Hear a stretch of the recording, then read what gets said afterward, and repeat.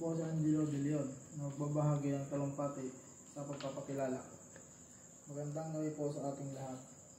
Isang malaking karangalan para sa akin na tumayo sa inyong harapan upang ipakilala ang isang taong may malaking ambag sa ating barangay.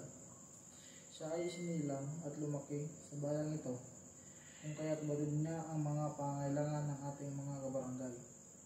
Nagtapos siya ng kanyang pag-aaral sa PMI College Custom Administration. Bago siya maungkulan bilang barangay captain, siya ay nagsilbi bilang barangay kagawad sa loob ng 12 taon.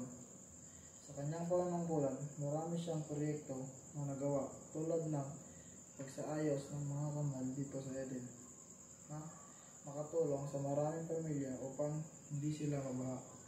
Dahil sa kanyang dedikasyon, siya ay binigyang parangal bilang pinakamagaling na barangay captain noong 2022. Siya ay isang inspirasyon para sa akin dahil sa kanyang kabaitan at mabuting puso. Lubos akong humahanga sa kanyang kabaitan at dedikasyon sa trabaho. Kaya't wala na po tayong patagalin pa. Atin pong ipakilala si Barangay Captain Roel V. Rubianes, ang ating barangay captain. Magugod ko po siyang binabati at umaasa ako na marami pa siyang magawa para sa ating barangay. Maraming salamat po.